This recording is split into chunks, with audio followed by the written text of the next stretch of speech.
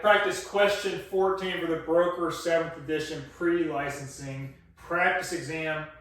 If the closing is on July 6th and a prepaid interest on a new institutional mortgage covers a period of how many days and who is it charged to? So remember, institutional mortgage just means a normal loan with a bank or savings or credit union, and who has to pay the interest. Well, first of all, you're getting a loan, right? You're getting a loan, so the loan is charged to the buyer. So A is wrong completely. We do have contradicting answers here.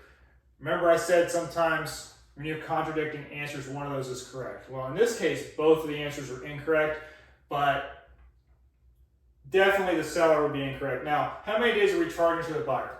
So when you're talking about interest, your mortgage payment is your interest plus your principal, and its interest is paid in arrears. You're always paying for the interest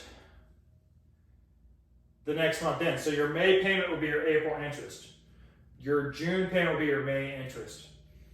So if you're closing July 6th, your first payment is going to be September 1st. Because it's September 1st, you have to pay the interest for July, which is what your August payment would be, right?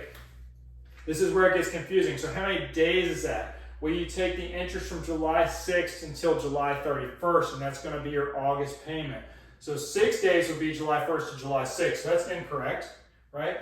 26 days would be July 6th. Remember, the buyer owns the day of closing. So if you take 31 minus 6, that's 25, but you got to add 1 for the day of the buyer. So 26 is the right answer. 57 days is so they're trying to confuse you and say, well, since your first payment is mortgage due on September 1st, you got to include those 30 days. That's incorrect, right?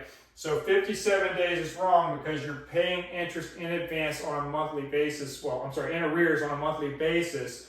But for closing, it seems like you're paying in advance, right? Because you're paying it at the time of closing, so you have that 1 month delay in payment, which is actually just your interest paid in arrears. So 26 days to the buyer is the answer here because you're paying interest in arrears. Your first payment is 2 months down the road. So July 6th payment, first payment is September 1st, but you have to pay the interest for July on the closing statement of 26 days to cover your August payment. Hopefully that makes sense.